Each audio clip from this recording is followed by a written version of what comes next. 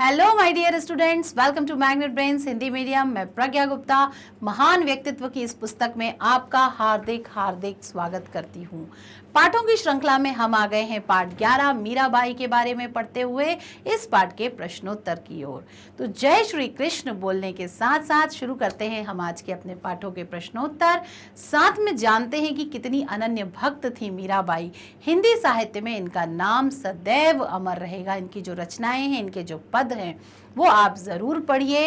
इस पाठ के दौरान भी मैंने आपको कुछ पद बताए थे, उनका विस्तार से एक बार वाचन जरूर कीजिएगा। ये मेरा भरोसा है कि वो आपको बहुत अच्छे लगेंगे। पहला प्रश्न देखते हैं, बचपन में मीराबाई पर उनके दादाजी का क्या प्रभाव पड़ा। हमने इस पाठ को जब पढ़ा था तो हमने जाना था इनकी माताजी का देहांत बहुत जल्दी होने के कारण इनका जो बचपन में पालन पोषण है वो इनके दादाजी ने किया था। तो जिन्होंने इनका पालन पोषण किया है उनके व्यक्तित्व का इन पर क्या प्रभाव पड़ा। तो मीराबाई बचपन में उनके दादाजी राव दूधाजी की भक्त, वो स्वयं बहुत ज्ञानी थे, बहुत भक्तिमय व्यक्ति थे। तो मीराबाई बचपन में मीराबाई पर उनके दादा राव दूधाजी की भक्ति भावना का भी बहुत प्रभाव पड़ा, क्योंकि बच्चा तो कच्ची मिट्टी के समान है, जैसा वो देख रहा है वैसा व्यक्तित्व पर उसके प्रभाव पड़ता है। घर में भी इन्होंने अपने बहुत धार्मिक माहौल जो देखा उसके कारण भक्ति भावना इनके अंदर भी बहुत जल्दी जाग गई थी। मीरा श्री कृष्ण की अनन्य भक्त बन गई। कैसे उनको कृष्ण जी मिले उसके बारे में भी हमने एक साधु जी के बारे में कहानी में अपनी जो कथा पढ़ी थी हमने उसमें सुना था कि एक साधु जी जब इनके घर आए थे तो उनके पास उन्होंने कृष्ण जी की जो सुंदर मूर्ति देखी और ये हट कर बैठी थी कि ये मूर्ति तो मुझे ही चाहिए। और पहले इन्हें वो मूर्ति प्राप्त हुई और उसके बाद जो राव दादू जी हैं उनके से इनको भक्ति भाव का इन पर प्रभाव पड़ा और ये बन गई श्री कृष्ण की अनन्य भक्त। ठीक है, आगे बढ़ते हैं अगले प्रश्न की ओर। मीराबाई के ससुराल वाले मीराबाई से क्यों अप्रसन्न थे। क्यों उनको मीराबाई से कुछ चीज़ों से वो नाखुश थे, अप्रसन्न क्यों थे, वो बताइए। तो मीराबाई के जो ससुराल वाले थे वो रूढ़िवादी थे, पुरानी परंपराओं का ही पालन करते थे कि घर की बहू को बस पर्दे में रहकर घर में रहना चाहिए, बाहर के लोगों के सामने नाचने गाने या इन सब चीज़ों का वो लोग अशोभनीय मानते थे। तो इनको ये सब मीराबाई का ऐसा करना ठीक नहीं लगता था। उन्होंने मीराबाई की भक्ति भावना और रहन सहन को नापसंद किया। उन्हें उनका रहन सहन करने का तरीका, साधु संतों के साथ उठना बैठना उनको पसंद नहीं आता था, क्योंकि जो लोग भक्तिमय होते हैं जब उनके अंदर की भक्ति जागती है, जब वो अपने प्रभु का गुणगान करते हैं तो वो गीत गाने लगते हैं, न प्रसन्नता से झूम उठते हैं, उनका रोम रोम पुलकित होता है। तो वो प्रसन्नता में कुछ भी मतलब ऐसे समाज में रहकर भी नाचने गाने लगते हैं, तो वो उनकी प्रसन्नता व्यक्त करने का एक तरीका होता है। आपने भागवत वगैरह के आयोजन में अक्सर लोगों को देखा होगा कि वे खुशी से झूमने लगते हैं, क्योंकि वो प्रसन्न हो जाते हैं। उनके मन में उस ईश्वर के प्रति जो आराधना है उसका बहुत बहुत ज़्यादा संचार हो उठता है। तो ऐसा ही ये मीराबाई करती थी, लेकिन इनके परिवार को ये सब चीजें पसंद नहीं थी। क्यों नहीं थी? क्योंकि इनका परिवार बहुत, ससुराल जो है बहुत रूढ़िवादी था, वो इन सब चीजों को उनको गलत मानता था। ठीक है, बढ़ते हैं अगले प्रश्न की ओर। मीराबाई के पदों ने जन सामान्य को अधिक प्रभावित क्यों किया। क्यों आप और मैं मीराबाई को बहुत पसंद करने लगे, ऐसा क्या हुआ, क्यों हमको क्या पसंद आया हमको। तो इसका उत्तर लिखते हैं, मीराबाई ने अपनी भक्ति भावना को बहुत ही सीधे सरल शब्दों में व्यक्त किया है। कई बार आपने देखा होगा कि कोई कोई बहुत कठिन शब्दों में कठिन तरीके से ईश्वर की आराधना करता है और सामान्य व्यक्ति के लिए उतना करना संभव नहीं होता। उनके हृदय की बात उनके पदों में फूट पड़ी, यानी जो भी ये हृदय से महसूस करती थी कृष्ण के बारे में उसे काव्य पंक्तियों के माध्यम से इन्होंने लिखा है। और जब हम उनकी काव्य पंक्तियां पढ़ते हैं तो हम उनके हृदय के एक एक उद्गार को ठीक वैसे ही समझ सकते हैं जैसा कि मीराबाई ने समझते हुए उसे लिखा था, जिसका जन जन पर बहुत प्रभाव पड़ा है।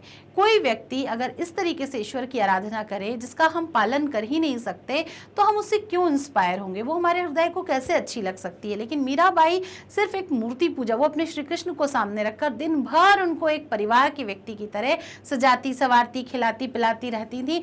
तो वो जो उनकी उपासना करने का जो तरीका था वो बहुत ही सहज और सामान्य था। जैसी पूजा वो करती थी वैसे कोई भी कर सकता है। तो उनकी इस चीज़ का प्रभाव हम पर क्या पड़ा कि हम उससे जल्दी प्रभावित हो गए, वो हमें अपनी जैसी कहानी लगने लगी। तो इस प्रकार मीराबाई की जो भक्ति भावना है वो जन जन तक पहुंचने का सबसे प्रमुख कारण ये रहा कि उनकी जो भक्ति है वो बहुत ही सरल और सहज है। ठीक है, तो यहाँ पर ये उत्तर भी आपको समझ में आ गया। आगे बढ़ते हैं। प्रश्न 4 की ओर। सही कथन के सामने सत्य और गलत के सामने असत्य लिखिए। पहला है, पति की मृत्यु के बाद मीराबाई का मन कृष्ण भक्ति में नहीं लगता था। ध्यान दीजिए, नहीं लगता था। क्या है ये कथन? कमेंट बॉक्स में फटाफट से मुझे भेज दीजिए सत्य और असत्य। अगर आप सत्य और असत्य टाइप ना कर पाए तो आप ट्रू और फॉल्स भी लिख सकते हैं। दूसरा है, मीराबाई के ऊपर अपने दादाजी के संस्कारों का बहुत प्रभाव था। सत्य या असत्य? राणा विक्रम सिंह ने मीरा को अनेक तरीके से अनेक तरह के कष्ट दिए। सही या गलत? मीरा का देहावसान यानी कि मृत्यु मेवाड़ में हुई। सही या गलत? मीराबाई की रचनाओं में ब्रज भाषा, राजस्थानी, गुजराती भाषा के शब्द मिलते हैं। सही या गलत? तो चलिए जानते हैं अब इनके उत्तर। पति की मृत्यु के बाद मीराबाई का मन कृष्ण भक्ति में नहीं लगता था, तो ऐसा बिल्कुल भी नहीं है। उसके बाद तो और अधिक मन उनका लगने लगा। तो जो हमारा पहला वाक्य है वो है असत्य। मीराबाई के ऊपर अपने दादाजी के संस्कारों का बहुत प्रभाव था। जी हाँ, सत्य। दादाजी की भक्ति से ही वो सबसे पहली बार प्रभावित हुई थी। राणा विक्रम सिंह ने मीरा को तरह तरह के कष्ट दिए। सत्य। ये कौन थे रिश्ते में? उनके पति के छोटे भाई यानी कि उनके देवर थे। मीराबाई का देहावसान मेवाड़ में हुआ। जी नहीं, वो अंतिम समय में द्वारका में उनका देहावसान हुआ था। तो ये वाक्य भी है असत्य।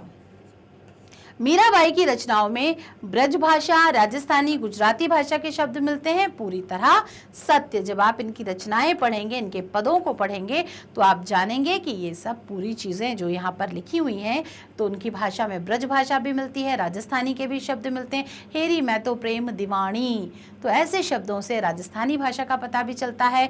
गुजराती के भी शब्द वहाँ पर पर्याप्त मात्रा में मिलते हैं। तो इस प्रकार इसको नोट कर लीजिए, आप टिक कर लीजिए अपनी उत्तर पुस्तिका में। अब हम आगे देखते हैं। जी हाँ, पहला सत्य और उसके बाद सत्य, सत्य, सत्य, सत्य, यानी कि हमने तो पिछले प्रश्न में इसके उत्तर लिख ही लिए हैं। तो यहाँ इसकी आवश्यकता हो गई समाप्त। निम्नलिखित पदों को पूरा कीजिए। विष का प्याला, प्याला यानी कि विष का प्याला क्या हुआ? क्या कह रही हैं ये पंक्तियां? तो विष का प्यालो राणा जी भज्यो पीवत मीरा हासी रे। जब उनके देवर राणा जी ने उनके लिए विष का प्याला यानी जहर भेजा था पीने के लिए कि गलती से इसको पी लेंगी और मर जाएंगी, लेकिन मीराबाई श्री कृष्ण की इतनी अनन्य भक्त थी कि कृष्ण पल पल पर उनकी रक्षा किया करते थे। तो जैसे ही मीराबाई ने उस प्याले को पिया तो वो जोर जोर से मरने की जगह हंसने लगी। यह देखकर मैं तो अपने नारायण की आप ही हो गई दासी रे। यह देखकर सारे लोग आश्चर्यचकित हो गए कि इन पे तो जहर भी असर नहीं कर रहा है, और मैं तो अपने नारायण यानी श्री कृष्ण की आप ही हो गई दासी रे, मतलब मैं तो उनकी दासी हूँ और उनके प्रेम में खोई हुई हूँ। मुझ पर किसी चीज़ का कोई असर नहीं पड़ने वाला है। इस तरीके की अनन्य भक्त थी हमारी मीराबाई। मेरे तो गिरधर गोपाल, ये जो पंक्तियां हैं इनकी, ये बहुत प्रसिद्ध पंक्तियां हैं। इनका जो पूरा पद है उसको जरूर पढ़िएगा, नहीं तो मैं किसी दिन आपको इसको जरूर सुनाऊंगी। ठीक है। मेरे तो गिरधर गोपाल दूसरों न कोई, यानी मेरे तो सिर्फ गिरधर गोपाल हैं।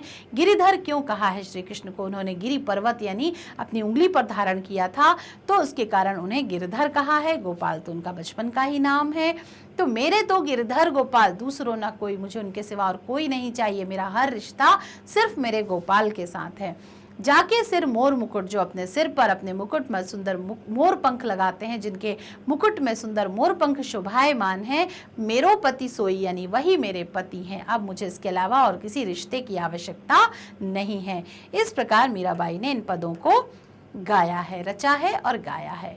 सही मिलान कीजिए। मीराबाई मेवाड़ के रतन सिंह राठौर की, पहला वाक्य है राजस्थानी व गुजराती भाषा के शब्द मिलते हैं। मीराबाई की रचनाओं में ब्रज भाषा एकमात्र कन्या थी। अब आपको सही जोड़ी मिलाना है, वहां लिखा है ना सही मिलान कीजिए। तो मीराबाई मेवाड़ के रतन सिंह राठौर की एकमात्र कन्या थी। ये पहले वाक्य को का से मिलाएंगे आप? खा से। मीराबाई की रचनाओं में, अब यहाँ पर भाषा की बात हो रही है तो राजस्थानी गुजराती भाषा के शब्द भी मिलते हैं। तो ये है इसका सही जवाब। उत्तर को अपनी उत्तर पुस्तिका में अंकित कर लीजिए। ये है इसका सही जवाब। मीराबाई मेवाड़ के रतन सिंह राठौर की एकमात्र कन्या थी, उनके कोई अन्य भाई बहन नहीं थे। और मीराबाई की रचनाओं में ब्रज भाषा, राजस्थानी, गुजराती भाषा के शब्द भी मिलते हैं। ठीक है, तो आ गए हैं हम प्रश्न 7 की ओर।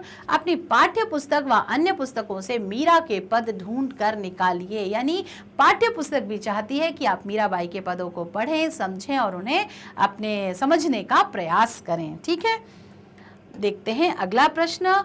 और यहाँ हुआ हमारा पूरा पाठ समाप्त। जब ऐसी कोई चीज़ हम पढ़ते हैं जैसे कि मीराबाई के पद, तो हमारा मन बस उसको पढ़ता ही रहना चाहता है, जैसा कि अभी मेरे साथ हुआ।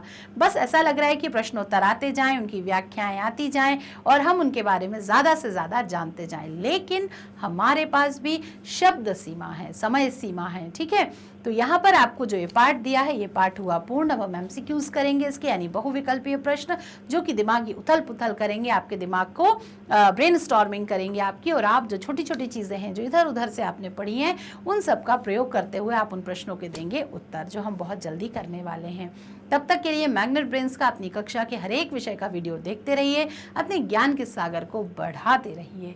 ठीक है, और कक्षा और परीक्षा दोनों में अच्छा प्रदर्शन कीजिए। और मुझे लगता है हो रहा होगा, तो अपने मार्क्स, अपने टेस्ट के मार्क्स, ये सारी चीज़ें हमसे ज़रूर शेयर करें। जब भी हिंदी की परीक्षाएं हुआ करें तो वो अंक आप अपने मुझसे ज़रूर शेयर किया करें, ताकि मुझे पता रहे कि किस प्रकार का प्रदर्शन आप कर रहे हैं, क्या परेशानियां आपको आ रही हैं लिखने में, पढ़ने में, याद करने में। तो किसी भी प्रकार के प्रश्नों को आप हमसे पूछ सकते हैं, लाइव क्लासेस के दौरान पूछ सकते हैं, या फिर इन्हीं कक्षाओं में कमेंट बॉक्स में आप पूछ सकते हैं। मेरी तरफ से आपको हर एक प्रश्न का उत्तर दिया जाएगा। मैग्नेट ब्रेन्स आपके लिए सिर्फ इतना ही नहीं लेकर आया है, CBSE English medium, Hindi medium, UP board, Bihar board, NTSC, CUET और साथ ही साथ सारे ओलंपियाड्स और स्पोकन इंग्लिश भी।